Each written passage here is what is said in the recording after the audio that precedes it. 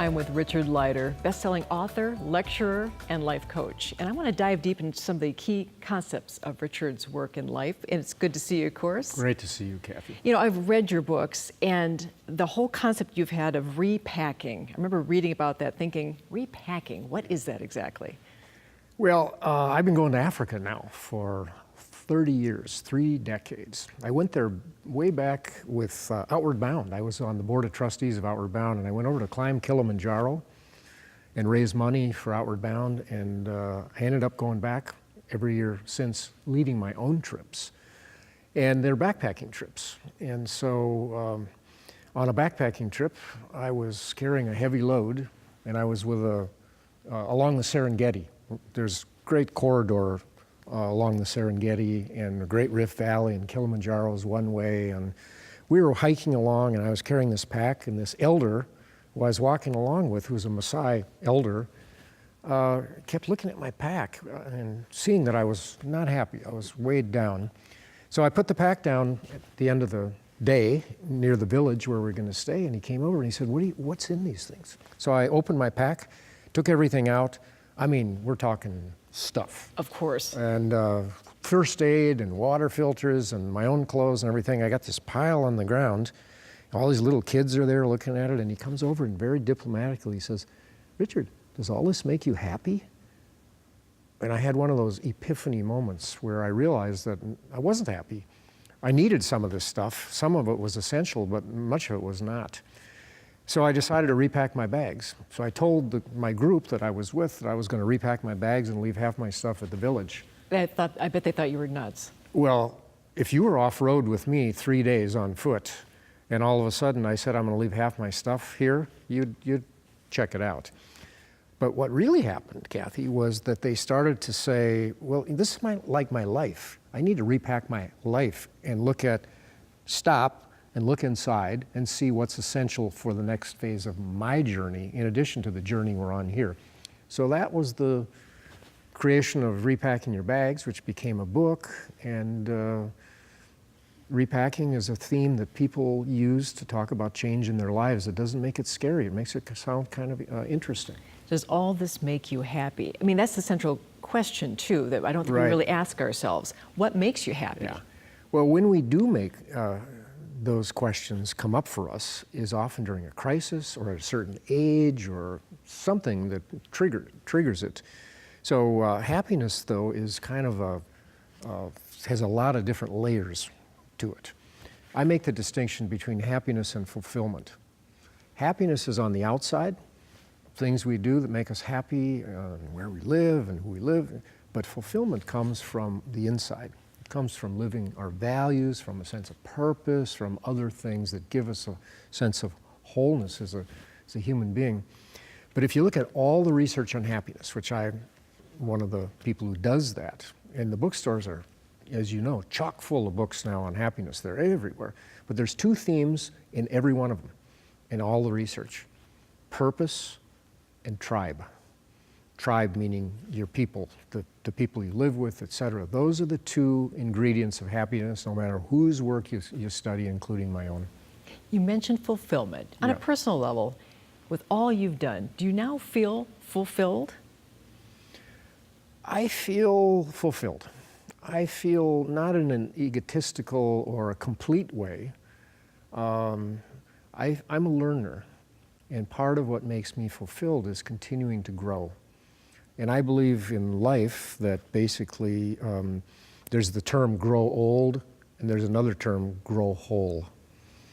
And I am growing whole and opening up new parts of myself and learning and things like that. So it's not fulfilled as in complete, it's fulfilled as in I'm on a learning path, a growth path that I love. I love discovery. I love opening new doors, and particularly in the field I'm in, I read 3, 4, 5 books a week. A week? A week. Not every page of every book, but I'm a real, so fulfillment for me is about growth and learning. I think some people at a certain age feel, I'm done, I've done everything I'm going to do, and can't get that concept of growth. They can't wrap their heads around that concept. You're saying, if I hear you, is that you can keep growing right up to the very end. Right. In fact, it's essential. They say the future belongs to the learners, not the knowers.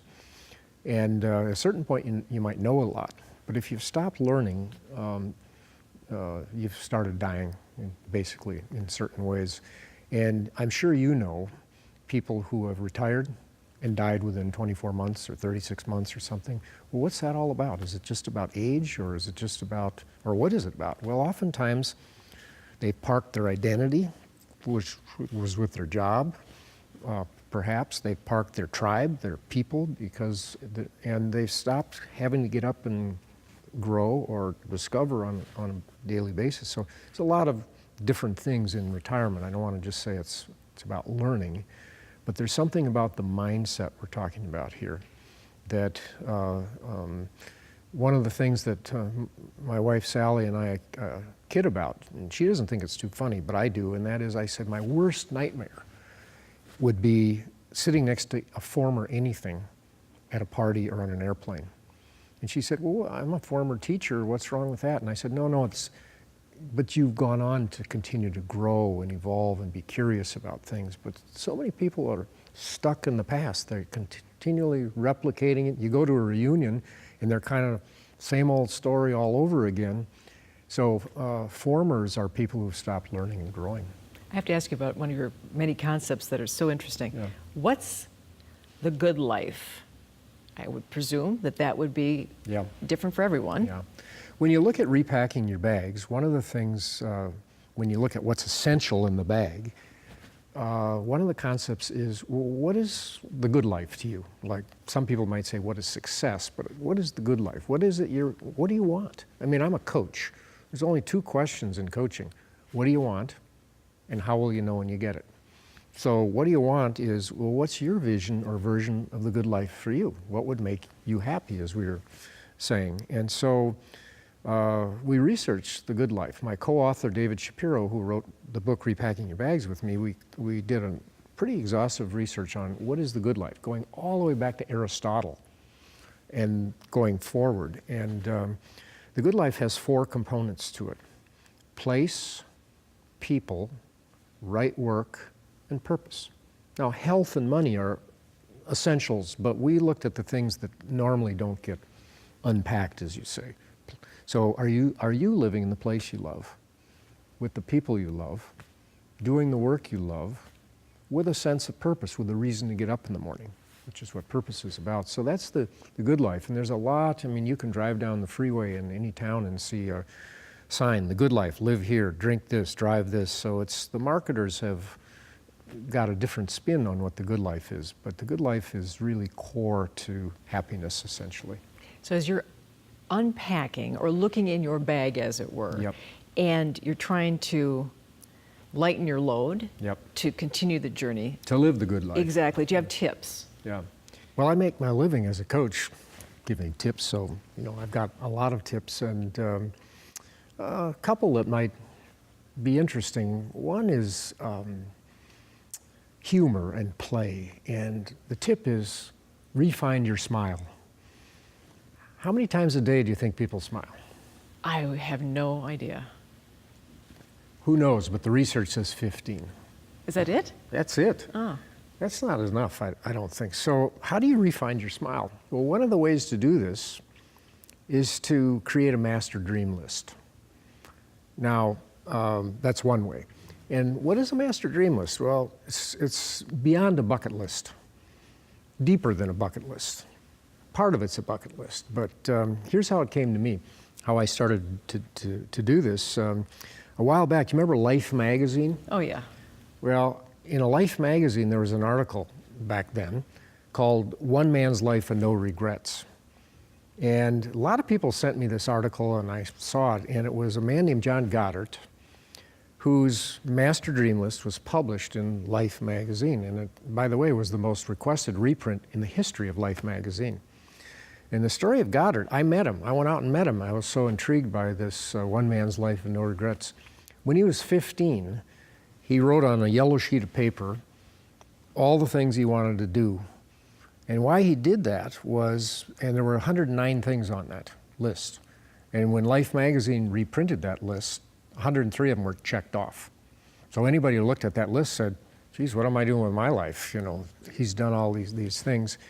But as a 15-year-old, he had an uncle who was a National Geographic aficionado who would share all these pictures of where we're going to go someday.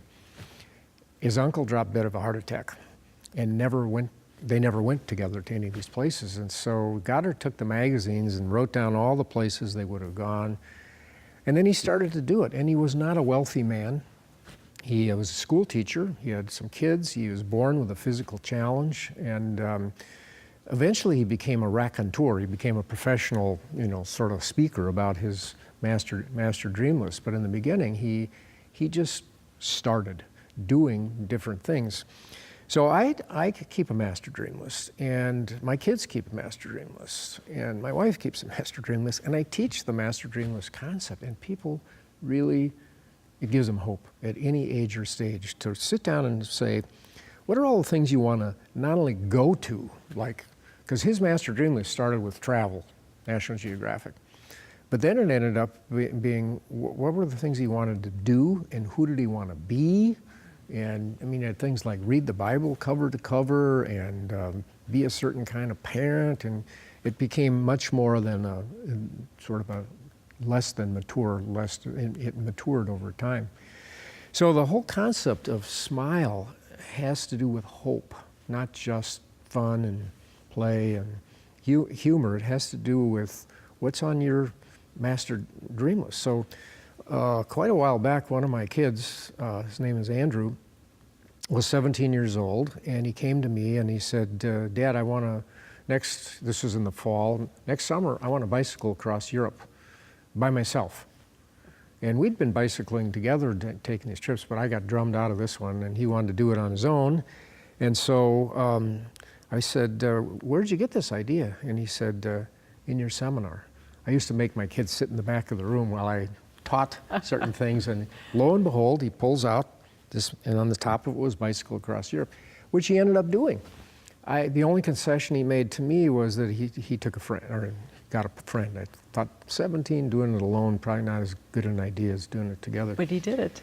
So many people, on my own master dream list, for example, I had one thing that's checked off was to go back to school. So maybe 10, 11 years ago, I went back to school to the seminary. I wanted to study purpose from a spiritual perspective, a world religions lens. I've done it from a psychological and a philosophical, but I wanted to really do a deeper dive. And I found out that this isn't what I really wanted to do, but I spent a year doing it. So I'm not going to go to my grave without that one checked off. And so many people are postponing and postponing. And so what brings joy and a smile to people's face sometimes can be this master dream list. What's on yours? Oh my gosh. What's on the top? Interesting, because I've read your books, and I do have a master dream list. At the very, very top, I checked it off. I went to Europe to visit my grandfather's little town in Austria, and I did that. And I thought about that and checked it off. How many items on your list here? I'm not sure. Okay. There's not 109 like his. He died a few years ago, by the way, and at the end he had 127 on his list. But when I saw it in Life magazine, there were 109, and 103 of them were checked off. And but don't you need time to do all of this? Yes and no. I mean, you can start by taking baby steps on a master dream list. So, for example, if there's a priority, you can read about it. You could open up a bank account. If you want to run a marathon, for example, you could decide which marathon. You could read about it. You could buy a pair of shoes. You could do a variety of different things. Even if it was a year from now or in the future, you can start by opening up some sort of curiosity about it, or financing it, or doing something like that. But get going. Get started on something. But you're going to have to, I would think, reframe then your concept of what is important, what you spent your time on. Right. And part of that's relationships, which is another tip, because repack your relationship bags. A lot of people, to have a good relationship requires courageous conversation. at any age. Not easy. And so repacking your relationship bags, one of the ways into that is to each have your own master dream list. But then look and say, well, what if my dream list is different than your dream list? Well, maybe this year it's your turn. Maybe this year it's my turn. But not knowing that, in other words, the divorce rate among people in the second half of life has skyrocketed. As with the longevity revolution, with people living longer, they launch their kids or they launch their career and they look at each other and say, I don't think so. I mean, it worked then, you had your role, I had that, but I don't even know you now. I mean, we've been on these parallel paths, some people, particularly busy people who are doing their thing. So repacking your relationship bags means putting your bags down, looking in and saying, what's essential for our lives moving forward. And you see a lot of people today who are repacking their relationship bags in new kinds of housing, for example. All of a sudden you see this whole co-housing movement where people are moving into places where they want to be around friends, or women move together, or men, or different combinations. And so the whole business of relationship becomes very crucial in the second half of life. So master dream lists are part of that, place is part of that. There's a lot of different pieces of repacking our relationship bags. But the worst thing is to have a bag, we say, or I say metaphorically, packed by the door. In other words, I'm kind of in this relationship, but I'm kind of not in this relationship. And rather than having the courageous conversation to figure out, well, Kathy, what is the good life for you? It's not the same for me now. What are we going to do about that? How are we going to figure this out? Is there a way that we can compromise? When oftentimes people will retire, for example, and they'll move to a place. Let's say it's a couple. And within a year, they move back, because the only thing they looked at was place. They didn't look at relationships. They didn't look at the fact that you never wanted to move there in the first place. But I wanted to move there so badly that we did it anyway. And so how do you have those conversations? Well, repacking your bags is a great metaphor for having those conversations. We need to sit down and look at what's essential, because that's what it's really all about. What are the essentials to you? What are the essentials to me? So place is essential, relationships are essential, right work or creative work or whatever, however define that, and other things. And how does purpose fit into that, by the way? Life purpose? well, good life is place, people, right work, and purpose. So purpose is that reason for getting up in the morning, that mindset, and so that's the kind of the essential glue that holds it all together in many ways. People often confuse purpose and goals, and that's often common. And goals are one thing, but purpose is, as I said earlier, a mindset. It's who you bring to what you're doing. Like your job. People will say, well, I got this crummy job. How can I have purposeful work? And I said, well, next week bring 25% more of yourself, your gifts, to your job. And just try it out. Bring more of who you are rather than whine about it or complain about it, and see what happens. And oftentimes they'll come back and say, the place changed. Well, what changed was who they brought to it. So purpose is always who you bring to what you do. I talk about living purposefully versus having a purpose. It's different. You can have a purpose, but living purposefully is making the moment-to-moment decisions to contribute, to add value. And that's always what it is. It's always adding value to others around you in one way or another. The purpose moments are everywhere, and they're in our relationships. There's the purpose moment. There's the stop telling and listen. There's the care, don't cure me. There's be interested, stop being interesting. There's all of this that goes into a good relationship. So repacking our relationship bags is, I'm not in the therapy business, I'm a coach. And I'm not really in the relationship business, but we live as whole persons. I always say grow whole, not old.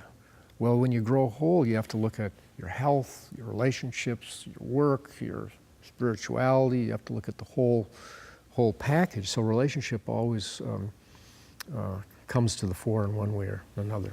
Do you have other tips that you want to pass along? Let's see. You have so many. Yeah. And I'm kind of curious, you mentioned gifts. Yeah. I think that's key. As you look for a purpose, as you look for your purpose, how do you even know where to find? Yeah. Many of us have hidden gifts. Repack your work bag. I mean, I'm a career counselor, career psychologist by training, so the work arena is my specialty. And gifts are something that every human being has. I don't know, do you have any brothers or sisters? I do, one brother, one sister. And are their gifts or their natural talents the same as yours? No. When did you notice? Early on. Yeah. Same with me. I have one brother, and we're totally different in that way. But gifts are something that are with us from cradle to grave. It's not just your paid work or your career or your job. They're the things that your hand turns to most naturally. There's certain things on your not gifted, certain things that are not something you do that you enjoy doing. So a gift is something that you really love to do. And it's an interesting, Richard Bowles, who wrote the book, What Color is Your Parachute? Mm-hmm. He's been a friend of mine and a colleague for many, many years, and he's written the foreword for books of mine and things like this. And he tells this story, and it's in the foreword to one of my books. He's an Episcopal priest, and he said, I had this dream before I was born that I had this conversation with God. And I wanted to go to Earth. And I talked with God about wanting to go to Earth. And being a loving God, God said, now keep in mind, this is an Episcopal priest. He said, being a loving God, he said, well, you're going to have something to do. So I'm going to give you some gifts that you enjoy, because I don't want you to be pained by your time on Earth. So he bestowed these gifts, and the dream was then over. And Richard Bowles said, I got amnesia. I forgot the gifts. And what he says, the point of the story is, he said, we all are born with these gifts, whether we think they came from a spiritual source or not. And but we all have amnesia. We have to figure out what they are. Well, no one gave us the handbook. I don't know, maybe you got the handbook or you got help early in life, but I have parents come up to me constantly saying, I got a kid with a great education. He's a nice kid with good character, boy or girl, man or woman, but they're clueless about what to do with their life, how to activate it, how to put their gifts into some sort of action in the world. It's a very painful thing for people at all stages of life. So gifts are those things we love to do. They're things we do naturally. Our hand turns to them naturally. We often can't remember learning them. They've been with us so long. And if you can't remember learning them, what happens is we tend to undervalue them. If we don't have a degree in them, or there's no pain involved in getting them, well, then everyone must have them. They're easy. Well, they're easy for you, but they're not easy for me. People who watch you do what you do, you make it look easy. But for them, it wouldn't be easy. You've got a different gift for that, and you've worked hard at it, I know, but so gifts are something that we practice and because we love to do them, and maybe we get paid for them, maybe we don't. But think of all the people today with the new work realities who are having to reimagine their work lives, to reinvent their work lives in certain ways. And that means, how do you do that? The starting point is not out there. The starting point is in here. What is your offer? What is it you bring to the party? What are your gifts? What are your interests, your passions, your background? What are your values? What kind of work cultures are you best suited to work in, and things like that? Most people haven't, as I said, don't have the handbook. They haven't learned back then. Now they're in midlife.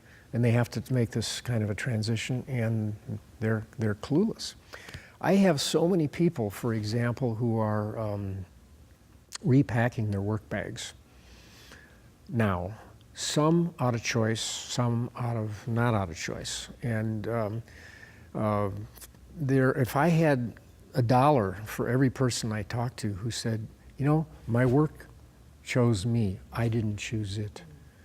I got into this because my parents wouldn't pay for my art degree. They said you got to get a law degree or something that pays. Make some money. So then they wake up at 40 years old and they're saying, what am I doing? I never wanted to do this in the first place. It's been okay, it's paid the bills, I've done okay with my career, but you know, I don't love to do this anymore. Do I have to spend the rest of my life doing this? And so I find a lot of people who get to a point where they've experienced enough of life where they stop and say, that's not who I am. Well, how do I figure out who I am? Well, looking at your gifts is one of the key things to really repack in the work environment.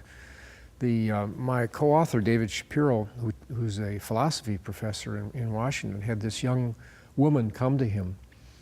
And it's a very poignant story, and she was in his philosophy classes, front row, always in his office, writing these great papers. He thought for sure that she was a philosophy major and didn't know for sure. One day she came and said, well, I'm not going to be taking any more philosophy classes. My parents said this is a waste of time, and they want me to, my father's a doctor, he wants me to go down, and he won't pay for my education unless I find something practical like medicine to do. And so I'm going to drop out. And she did. And then she came back, I think it was maybe 6 months or 9 months later, and said, happy, engaged. And she said, I'm back, I'm going to be a philosophy professor. And she said, I just sat down and had this courageous conversation, and I said to my parents, literally, that this is killing me. And if I don't get a chance to do what I love to do, I'm going to kill myself. I mean, that's how powerful these choices are. And if we don't choose our work and then re-choose, which I call repack, unpack, repack, repeat. Unpack, repack, repeat. It's a life skill of the 21st century. We all need to learn to do it. And increasingly, people who are younger than us are going to have to, I mean, it's just foregone conclusion. My dad worked for the same place for 40 years. Chances are very few people are going to have that. Some will, but very few people. They're going to have to reimagine and recalibrate many, many times, repack a life skill for the 21st century. Are you doing that? Yes and no. I'm letting go of, for example, I ended my coaching practice. I refocused and am focusing on this whole second half of life, this new phase of life, writing about it, teaching about it. And I decided that coaching was done. I mean, I've got this reputation as this good coach, and I don't coach anymore. And I'm complete with that. So that's a repack for me where I've ended something, let go of it, and I'm good with it. You know, so there are days that I wish I were still doing it, but not really. So that's a big ending for me after decades of coaching. And what I put in my bag was creating new tools and new concepts and ideas for this whole new phase of life that's in the second half. I think we have time for one more tip. Yeah. I think resharpening your curiosity, that's kind of an interesting one. We're born curious, and curiosity brings aliveness and vitality to people. And so curiosity is about what keeps you up at night. 2 questions I ask people in my coaching practice when I was coaching were, what gets you up in the morning and what keeps you up at night? And the what keeps you up at night is really not your worries as much as your passions. So curiosity is, what is it you're passionate about? What is it that you care so much about that you're studying about, you're thinking about it? And a few years ago, I took John Hendricks, who's the founder of the Discovery Channel, and who's a friend and a colleague now, to Africa on one of my walking safaris. And John is one of the most curious people I've ever met. In fact, the curiosity was what really born or was the genesis of the whole Discovery Channel. And now he does curiosity camps and he does all kinds of things. When we lose that sense of curiosity, that sense of inquisitiveness, and oftentimes we think about curiosity out there, about the stars or about things that are, but the starting point for curiosity is curiosity about yourself. Your own, what is it? Who are you? What makes you tick? So what brings vitality is that self-awareness, that about yourself. And that doesn't mean you have to go off and take a lot of courses, but sounding board can help with that. There's a lot of things that can help with curiosity, but it's that edge of interest. It's being interested versus interesting. So curiosity is about exploration, and you can get very numb. And in my work, I have to say that it's a little strong, but I call it inner kill. Inner kill. Inner kill. Huh. Inner kill is the art of dying without knowing it. It's losing that sense of curiosity. You know someone or somebody's who are on the outside fine, but kind of the lights are out. They're just going through the motions. They're on automatic. So inner kill is when we're going through the motions. We numb ourselves oftentimes. 2 trips to the liquor store a week instead of 1. We sleepwalk through the days and stay awake at night. And there's just a sense of numbness from the inside. Something's missing. And oftentimes it's that whole sense of aliveness that comes from curiosity. Thank you. It's a great tip. We'll have to end our conversation right now. Richard Leider, Yeah. thank you so much. Thank you, Kathy.